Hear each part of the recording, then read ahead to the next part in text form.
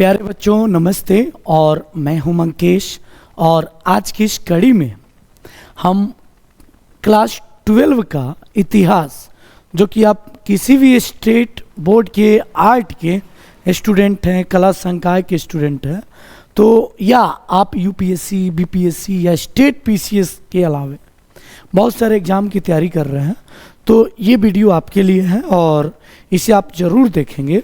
और ये इतिहास का ये लेक्चर है और इतिहास में 12 क्लास की ये बुक है। और 12 क्लास के बुक में पहला जो चैप्टर है, ईंटें, मनके तथा अस्थियाँ और हड़प्पा सभ्यता, जिसे हम सिंधु घाटी सभ्यता के भी नाम से जानते हैं। यानी अगर हम बात करें तो हड़प्पा सिविलाइजेशन या इंडस सिविलाइजेशन के नाम से जानते हैं।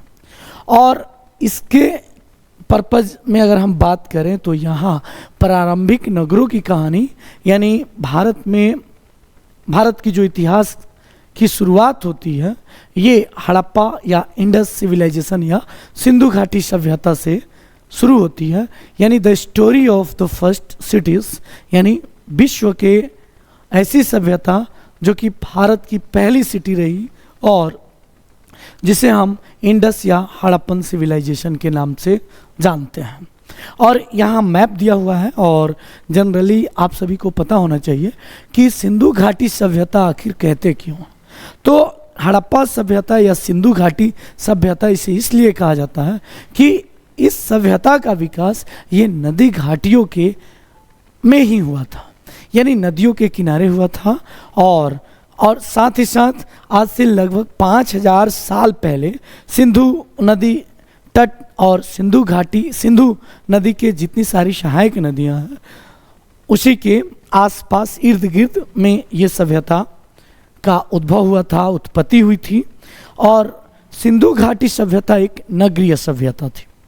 और यहाँ हम बात करें कि ये आज हम इतिहास जब पढ़ रहे हैं तो इतिहास वास्तव में होता क्या है और इतिहास किसे कहते हैं, और भारतीय इतिहास में सिंधु घाटी सभ्यता का क्या महत्व है, इसी पर हम लोग चर्चा करने वाले हैं। तो सबसे पहले हम जानते हैं इतिहास, और इतिहास वास्तव में क्या होता है, इतिहास होता क्या। इतिहास जिसे हम हिस्ट्री कहते हैं, और इतिहास का प्रारंभ उसी समय से होता है जब से मानव का पृथ्वी पर अवतरण हुआ। यानी मानव का जब से उद्भव हुआ है इस पृथ्वी पर, तब से इतिहास का प्रारंभिक समय माना जाता है। लेकिन मानव के अगर कार्यों और विचारों को हेरोडोटस, जिसे हम इतिहास के पिता कहते हैं, हेरोडोटस को हम इतिहास का पिता कहते हैं या इतिहास का जनक कहते हैं, कहा जाता है। इन्होंने 500 ईसा पूर्व में, हेरोडोटस ने 500 ईसा पूर्व में मानव के कार्यों और विचारों को क्रमबद्ध रूप से प्रस्तुत करने का प्रयत्नशील रहे हेरोडोटस, और इसीलिए इनको हेरोडोटस को जनक कहा जाता है, इतिहास का पिता कहा जाता है। लेकिन एक चीज़ आपको बता दें कि इतिहास शब्द को लेकर अलग अलग लोगों के अलग अलग मत हैं, अलग अलग विचार हैं। अब इसी कड़ी में अगर हम बात करें नेपोलियन की, और नेपोलियन का क्या विचार रहा, इन्होंने बताया, यानी नेपोलियन ने बताया कि इतिहास को सर्वसम्मत काल्पनिक कहानियाँ, ये इतिहास को कहा, इतिहास को सर्वसम्मत काल्पनिक कहानियाँ कहा करता था, काल्पनिक कहानियाँ कहा करता था नेपोलियन। और फ्राइड, जो कि एक बहुत ही महान व्यक्तित्व हुए, और फ्राइड का जो कथन था, इतिहास शताब्दियों से सत्य असत्य की व्याख्या करता चला आ रहा है। फ्राइड का भी कथन अलग है, फ्राइड का। और फ्राइड ने क्या बताया, फ्राइड ने बताया कि जो इतिहास है ये सत्य कथनों का विवरण है। अब एक चीज यहां हमें समझना है कि आखिर इतिहास वास्तव में क्या होता है। तो इसी पर डॉक्टर सर्वपल्ली राधाकृष्णन का जो व्याख्या था, सर्वपल्ली राधाकृष्णन जिनके जन्म दिवस पर हम शिक्षक दिवस मनाते हैं, उनका कथन रहा कि इतिहास को राष्ट्र की स्मरण शक्ति कहा जाता है। यानी सर्वपल्ली राधाकृष्णन का जो विचार रहा, इतिहास को हम राष्ट्र की स्मरण शक्ति, उन्होंने कहा राष्ट्र की स्मरण शक्ति कहा है। और दूसरी चीज कि इतिहास की सबसे उपयुक्त जो परिभाषा है रेप्सन महोदय ने दिया था, रेप्सन महोदय ने बताया कि जो इतिहास है जो कि सत्य घटनाओं और विचारों की उन्नति का सुसंबद्ध विवरण होता है। यानी इतिहास क्या है? तो इतिहास सत्य घटनाओं और विचारों की उन्नति का सुसंबद्ध जो विवरण होता है, उसी को रेप्सन महोदय ने इतिहास कहा। अब हम बात करते हैं कि इतिहास मानव द्वारा निर्मित संस्थाओं के उद्गम, उनके विकास और साथ ही साथ अगर हम चर्चा करें तो उनके अतीतकालीन भेद और वर्तमान जो स्वरूप है उसके बारे में प्रकाश डालना और मानव को मानव से परिचित कराना इतिहास कहलाता है। और मानव जो प्रगति की कहानी के उस भाग को इतिहास कहते हैं जिसके लिए लिखित विवरण या साक्ष्य मिलते हैं। अब मैंने यहाँ बताया कि मानव की प्रगति के कहानी उस भाग को इतिहास कहते हैं जिसके लिए लिखित विवरण या साक्ष्य मिलते हैं। अब एक चीज़ यहाँ समझनी है कि इतिहास के जानने के जो साक्ष्य हैं, जो साधन हैं, जो सोर्स हैं, जो स्रोत हैं, ये दो तरीके के होते हैं। पहला एक पुरातत्व जिसे हम आर्कियोलॉजिकल एविडेंस कहते हैं, और दूसरा है साहित्यिक स्रोत जिसे हम लिटरेरी एविडेंस के नाम से जानते हैं। साहित्यिक स्रोत सोर्सेज भी कहा जाता है। अब पुरातत्व में अगर बात करें तो अभिलेख, सिक्के, स्मारक, चित्रकला, और साहित्यिक स्रोत में भी इसे भारतीय इतिहास के परिप्रेक्ष्य में इसे दो पार्ट में बांटा गया। एक देसी साहित्य यानी जो कि भारत के अंतर्गत ही लिखा गया हो या भारत के अंतर्गत उसकी उत्पत्ति हुई हो, और दूसरी विदेशी साहित्य जैसे जो विदेशी भारत में किसी कारणवश है, या तो अध्ययन के वास्ते है या किसी अन्य कारण बस है। तो इनमें विदेशी साहित्यों में यूनानी, चीनी और अरबी, ये सारे के सारे इतिहास जानने के बहुत ही प्रमुख स्रोत। अब हम बात करें कि डिफ्ते एक बहुत बड़ा महान स्कॉलर हुए, बहुत बड़ा महान विद्वान हुए, और उन्होंने बताया इतिहास वर्तमान में ये डिफ्ते की थ्योरी रही। और डिफ्ते की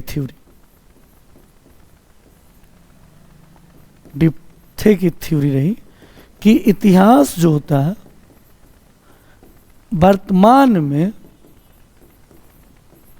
अतीतकालीन ज्ञान का अध्ययन है, ज्ञान का अध्ययन है, इसी को हम इतिहास कहते हैं। अब यहाँ एक बात आती है कि इतिहास जो शब्द है इसकी उत्पत्ति कैसे हुई।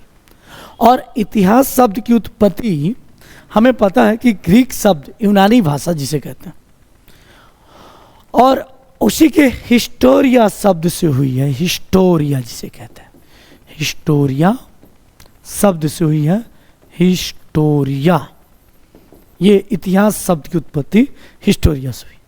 और जिसका शाब्दिक जो अर्थ है ये शोध से प्राप्त ज्ञान, यानी साक्ष्यों के आधार पर जो हम ज्ञान प्राप्त करते हैं उसे हम इतिहास कहते हैं, उसे हम इतिहास कहते हैं।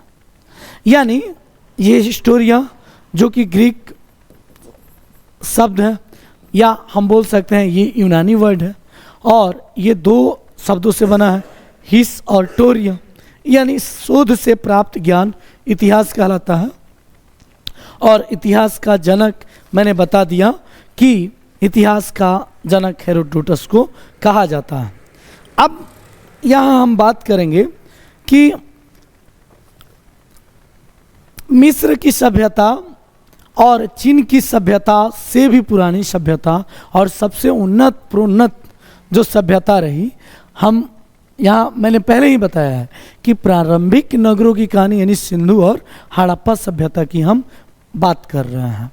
तो मिस्र की सभ्यता का भी जो समय काल है लगभग 3400 ईसा पूर्व माना जाता है, और मिस्र को नील नदी का देन कहा जाता है, या कहीं कहीं आप पढ़ोगे कि नील नदी की पुत्री के भी नाम से मिस्र की सभ्यता को कहा जाता है।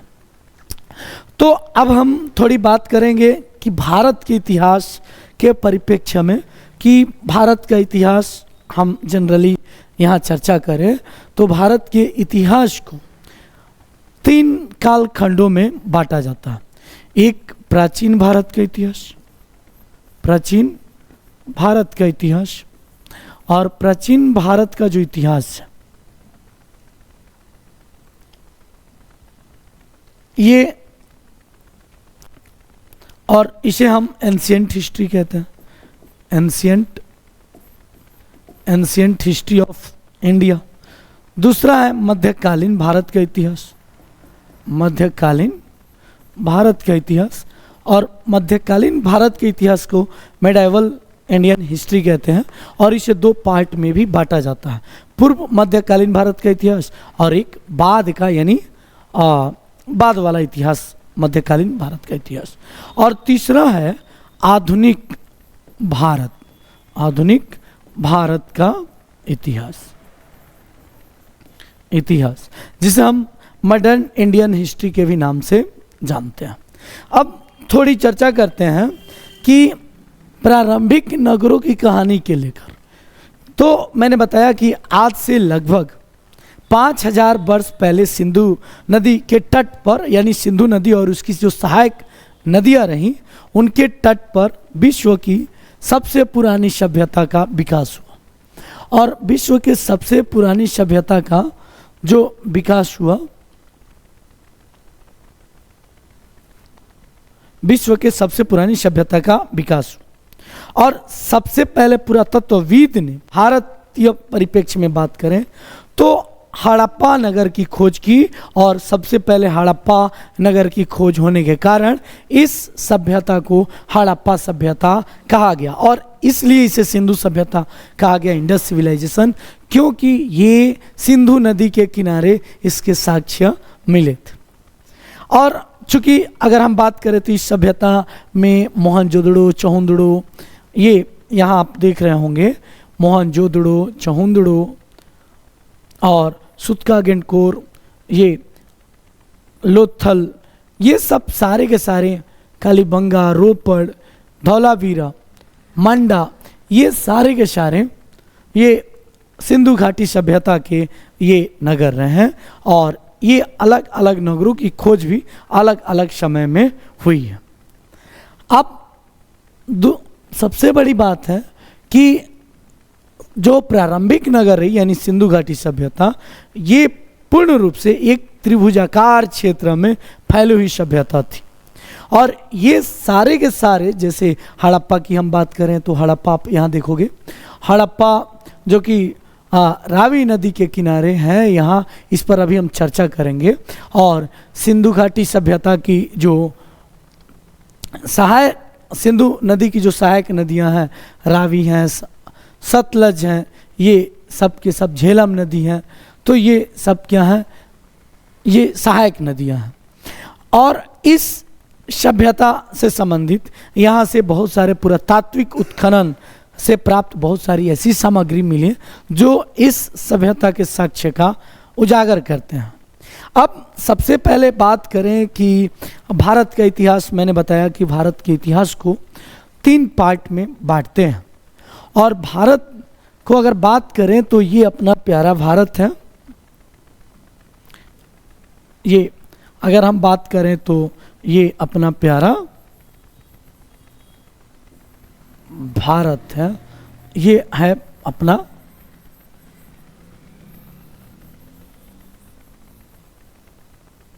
ये भारत।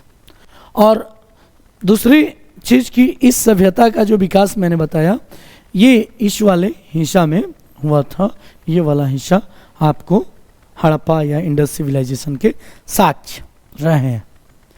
अब उत्तर हिमालय से लेकर यहाँ आपको पता है कि ये हिमालय रीजन है, ये हिमालय की यहाँ ये है बंगाल की खाड़ी, बंगाल की खाड़ी, और यहाँ है हिंद महासागर, हिंद महासागर, और ये है आपको अरब सागर, अरब सागर। अब भारत का ये वाला जो हिस्सा है इसे हम पेनिनसुला भारत कहते हैं। यस, और ये पेनिनसुला भारत इसलिए कहते हैं कि भारत का जो दक्षिणी हिस्सा है ये तीनों ओर से जल से घिरा हुआ है।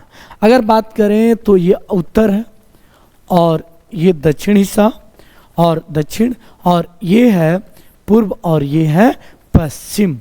तो पश्चिम, तो यहाँ सबसे पहले इसे कई महापुराणों में और महाकाव्यों में भरतों का देश यानी यहाँ के निवासियों को भारतीय अर्थात भरत के संतान भी कहा गया। भरत एक प्राचीन कबीला हुआ करता था जो जिसे हम भारत को जम्बू द्वीप अर्थात जम्बू यानी जामुन वृक्षों पर द्वीप कहा जाता था। और प्राचीन ईरानी इसे सिंधु नाम से जोड़ते थे और जिसे वे सिंधु ना कहकर हिंदू कहा करते थे। और फिर से भारत ये इस देश का नाम पूरे पश्चिम में फैल गया और पूरे देश में इस सिंधु नदी के नाम पर ही इसे जाना जाने लगा। और इसे अरब में सिंधु को हिंदू कहा जाता था और इसलिए अरब लोग भी इसे हिंद कहना शुरू कर दिए।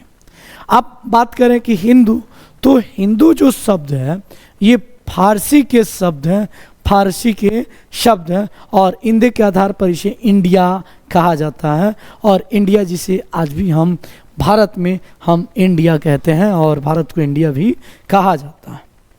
अब बात करें भारत की जनसंख्या से संबंधित, तो भारत की जनसंख्या का निर्माण, जो भारत में जो जनसंख्या है लगभग आप सभी को पता है कि लगभग इतना अरब है यानी 1 अरब 40 करोड़ के करीब जनसंख्या है। तो यहाँ के जो लोग हैं, यहाँ की जो जनसंख्या, ये अलग अलग नस्लों के लोगों से मिश्रण हुआ है, जिसमें अगर हम बात करें तो प्रोटो ऑस्ट्रोलॉइड, प्रोटो ऑस्ट्रेलॉइड के अलावे पैलियो मेडिटेरेनियन,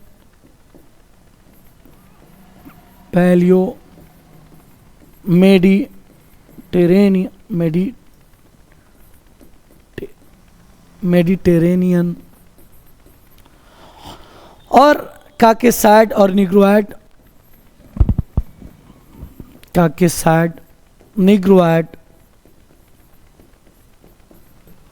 के अलावे भी मंगलोइड,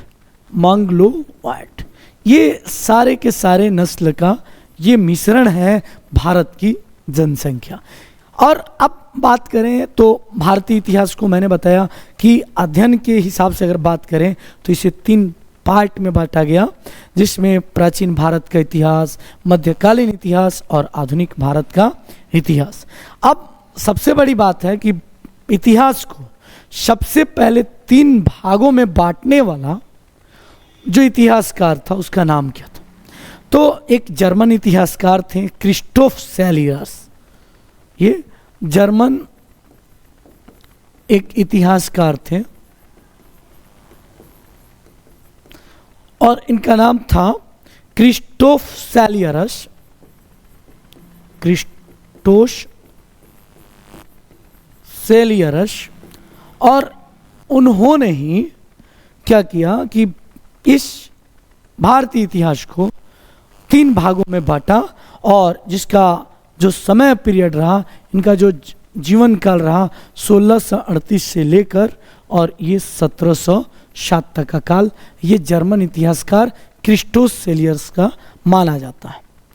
अब बात करते हैं कि प्राचीन भारत के इतिहास के स्रोत क्या क्या हैं। तो मैंने बता दिया कि भारत का सर्वप्रथम अगर बात करें तो इतिहास को हम 4 स्रोतों से हमें प्राप्त होता है भारतीय इतिहास की जानकारियाँ, और जिसमें आपको यहाँ हम बता दें कि भारतीय इतिहास से संबंधित यहाँ अलग अलग तरीके के विचार हैं। पुरातात्विक स्रोत, अगर ऐतिहासिक स्रोतों का वर्गीकरण करें तो इसे मूल रूप से 2 पार्ट में बांटते हैं। पुरातात्विक स्रोत जिसे हम आर्कियोलॉजिकल सोर्सेज कहते हैं, दूसरा साहित्यिक स्रोत जिसे हम लिटरेरी सोर्सेज कहते हैं। अब पुरातात्विक जो स्रोत होता है जिसमें आपको अभिलेख, स्मारक, सिक्के, मूर्तियाँ और चित्रकला, और अब बात करते हैं कि अगर हम साहित्यिक स्रोत की बात करें जिसे हम लिटरेरी सोर्सेज कहते हैं, इसे भी 2 तरीके से बांटा गया, एक भारतीय साहित्य और दूसरा विदेशी साहित्य। यानी मूल रूप से जो विदेशियों ने भारत के इतिहास से संबंधित उनके ये अपना विवरण प्रस्तुत किया है, जिसमें आपको बता दें मेगास्थनीज, वेनसोंग, फायान और अल्बेरुनी के प्रमुख ऐसी रचनाएं हैं जो भारतीय इतिहास के बारे में बहुत ही बेहतरीन तरीके से ये विवरण प्रस्तुत करती है। अब एक चीज़ यहाँ बात करते हैं, भारतीय साहित्य की बात कर लें तो भारतीय साहित्य का अगर हम वर्गीकरण करें तो ये बहुत ही विस्तृत होगा और बहुत ही विस्तृत तरीके से हमें जानने की कोशिश भी करनी है। तो भारतीय साहित्य में सबसे पहले हम धार्मिक साहित्य लेते हैं, जिसे हम रिलीजियस लिटरेरी हम सोर्सेज कह सकते हैं, जिसमें धर्म से संबंधित स्पेसिफिक है, जिसमें ब्राह्मण साहित्य, और ब्राह्मण साहित्य को भी कई पार्ट में, कई सब पार्ट में बांटा गया। ब्राह्मण साहित्य में वेद, ब्राह्मण ग्रंथ, आरण्यक, उपनिषद, वेदांग, उपवेद, षड दर्शन, महाकाव्य, पुराण और स्मृति आती है। ये सब धार्मिक साहित्य यानी ब्राह्मण साहित्य के ये अलग अलग पार्ट हैं। हमें पता है कि वेद 4 हैं, ऋग्वेद, यजुर्वेद, सामवेद और अथर्ववेद। ब्राह्मण ग्रंथ में बात किया जाए तो बहुत सारे ऐसे एग्जाम में पूछे भी जाते हैं कि ब्राह्मण साहित्य में वेद कितने हैं, तो हमें लिखने होते हैं कि वेद 4 होते हैं, और ऋग्वेद, सामवेद, यजुर्वेद, अथर्ववेद, और ब्राह्मण ग्रंथ में ऐत्रेय और कौसुतकी और गोपत, ये ब्राह्मण ग्रंथ कहे जाते हैं। और आरण्यक में बात करें तो तैतिरोय और नैत्रायणी और ऐत्रेय, ये क्या है, आरण्यक है। और उपनिषद में छांदोग्य, कंठ और बृहदारण्यक, ये उपनिषद हैं। और वेदांग की बात करें तो वेदांग को भी कई पार्ट में बांटा गया है, उसको कई भागों में हम शिक्षा, कल्प, व्याकरण, निरुक्त, छंद और ज्योतिष, ये इसे वेदांग कहते हैं। और उपवेद में आयुर्वेद, धनुर्वेद, गंधर्ववेद और शिल्पवेद, ये ब्राह्मण साहित्य के ये अलग अलग पार्ट हैं। अब षड दर्शन तो सांख्य, योग, न्याय, वैशेषिक, पूर्व मीमांसा और उत्तर मीमांसा, इसके बारे में हम लोग अब बहुत ही बेहतरीन तरीके से पढ़ने वाले हैं। आप लोग अब रेगुलर बने रहें, क्योंकि अब रेगुलर यानी कल से मार्च 1 मार्च से आपको इतिहास के भी बहुत बेहतरीन तरीके के क्लासेस मिलना शुरू हो जाएंगे। और महाकाव्य की बात करें तो रामायण और महाभारत, ये 2 महाकाव्य कहे जाते हैं। तो अगर पूछा जाए कि महाकाव्य कितने हैं तो 2 हैं, और पुराण में विष्णु पुराण, भागवत पुराण, शिव पुराण और गरुड़ पुराण, ये पुराण कहे जाते हैं। और स्मृति की बात करें तो स्मृति, ये मनु स्मृति, नारद स्मृति और याज्ञवल्क्य स्मृति, ये स्मृति कहलाते हैं। अब एक चीज़ और बात करें तो बौद्ध साहित्य से संबंधित अगर हम चर्चा करेंगे तो बौद्ध साहित्य में सुत पिटक, विनय पिटक, अभिधम पिटक, मिलिंद पनो, बुद्ध चरित और दिव्यावदान, ये सारे के सारे ये आपको ये बौद्ध साहित्य कहलाते हैं।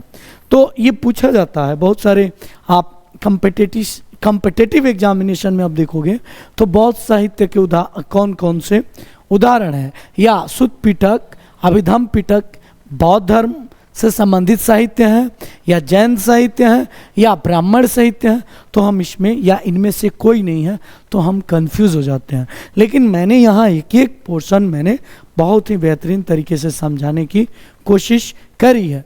तो ये बौद्ध साहित्य में सुत पिटक, विनय पिटक, अभिधम पिटक, मिलिंद पनो, बुद्ध चरित और दिव्यावदान, ये सारे के सारे ये बौद्ध साहित्य हैं। और वही जैन साहित्य की बात करें तो जैन साहित्य में आप यहाँ देखोगे तो परिशिष्टों, भद्रबाहु चरित और भगवती सूत और कल्पसूत। तो इसमें आप देखोगे परिशिष्टों और भगवती सूत और कल्पसूत, और ये बहुत बेहद इम्पोर्टेंट है और ये एग्जाम में पूछे जाते हैं कि भगवती सूत और कल्पसूत कौन से साहित्य है, बौद्ध साहित्य है या जैन साहित्य है या ब्राह्मण साहित्य है। तो आपको क्या लिखने हैं कि भगवती सूत, कल्पसूत और भद्रबाहु चरित जो है या परिशिष्ट ये जैन साहित्य के अंतर्गत इसे रखा जाता है। अब हम बात करें संगम साहित्य, तो देखो आप एक बात करें कि संगम साहित्य ये दक्षिण भारत में ये इस तरीके के साहित्य का विकास किया गया और इस तरीके के साहित्य के जो उद्भवन स्थल रहा, जो जहाँ से जागृति हुई इस तरीके की साहित्य का, तो इसमें तिरुकुरुल, शिल्प दिकारम और मणिमेकले और जीव कंचिता मणि आदि ये सब संगम साहित्य कहलाते हैं। तो अब बात करें तो भारतीय अगर साहित्यिक स्रोत के हिसाब से तो इसे हम 3 पार्ट में बांटते हैं, धार्मिक साहित्य। और देखो एक चीज़, धार्मिक साहित्य मैंने बता दिया। अब बात करते हैं कि धर्मनिरपेक्ष साहित्य।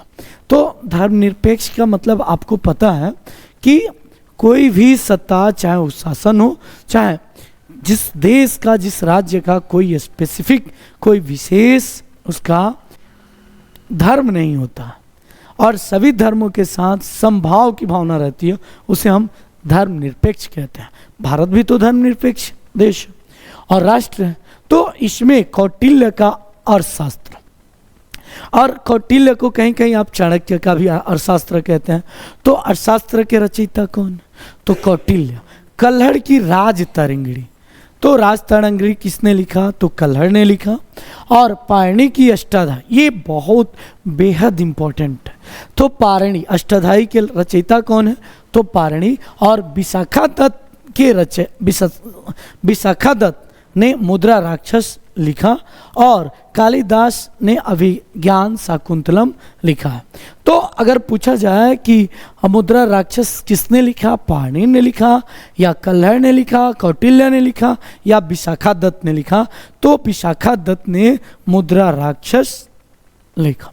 अब बात करें कालिदास का अभिज्ञान शाकुंतलम, फिर से मालविकाग्निमिश्रम, रघुवंशम, मेघदूतम, ये कालिदास के बहुत ही कालजयी रचनाएं रहीं और आज भी ये पूछे जाते हैं कि मेघदूतम के रचयिता कौन है और ये अभिज्ञान शाकुंतलम किसने लिखा, और ये भी मालविकाग्नि मित्रम के रचयिता कौन है, मिश्रम के रचयिता कौन है। तो ये अब वही बाण भट्ट, हर्ष चरित और कादम्बरी, ये बाण भट्ट ने लिखा था। और हर्षचरित के रचयिता कौन है या कादम्बरी के रचयिता कौन है? तो ये धर्मनिरपेक्ष साहित्य रहे जो कि किसी भी धर्म से या स्पेसिफिक किसी धर्म को प्रमोट करने का काम नहीं किया, बल्कि ये कहीं ना कहीं किसी न किसी तरीके से ये समभाव की भावना से ये प्रेरित साहित्य। तो अब एक चीज़ कि अर्थशास्त्र किसने लिखा? तो कौटिल्य ने लिखा। कल्हड़ की राज तरंगिणी और अष्टाध्यायी के रचयिता कौन है? तो पारणी है। मुद्रा राक्षस किसने लिखा? तो विशाखा दत्त ने लिखा। कालिदास अभिज्ञान शाकुंतलम, मालविकाग्निमिश्रम, रघुवंशम और मेघदूत के रचयिता रहा। अब आगे संगम साहित्य में मैंने यहाँ थोड़ी सी चर्चा कर दें तो संगम साहित्य तिरुकुल, शिल्पाधिकारम, मणि मेकले और जीवक चिंतामणि, ये सब संगम साहित्य कहे जाते हैं। और ये भारत के दक्षिणी हिस्से में तमिलनाडु, केरला वगैरह ये इस तरीके के साहित्य की उत्पत्ति हुई थी। अब बात करते हैं साहित्यिक स्रोत में विदेशी साहित्य के। तो विदेशी साहित्य मूलतः विदेशी यात्रियों के विवरण पर आधारित था, उनके वर्णन पर आधारित था, उनके भारतीय इतिहास का जिसमें अगर यूनानी और रोम के लेखक की बात करें तो मेगास्थनीज, टॉलमी, हेरोडोटस, और मैंने बताया था कि हेरोडोटस को इतिहास का जनक कहा जाता है और हेरोडोटस ने भारत के इतिहास के बारे में 500 BC यानी 500 बिफोर क्राइस्ट यानी ईसा के 500 वर्ष पहले उसने इतिहास को बारे में कहा और इतिहास के बारे में चर्चा करी। और निरियाकस और अरिस्टोबुलस ये सारे के सारे ये रोम या यूनान के ये लेखक रहे। चीनी विवरण में अगर बात करें तो वेन सोंग और फायान ये दोनों चीनी यात्री रहे और इन्होंने भी भारत की यात्रा करी और इनके भी विवरण आज हम भारतीय इतिहास के ऐतिहासिक स्रोतों में इसका अध्ययन करते हैं भारत के इतिहास को बहुत बेहतरीन जानने के लिए। अब अरब यात्रियों की बात करें तो अबू रेहान, अल बेरूनी, अल मसूदी और मार्को पोलो ये अरब व्यापारी रहे, अरब यात्री रहे और भारत के इतिहास के बारे में इन्होंने बहुत ही बेहतरीन चर्चा करी।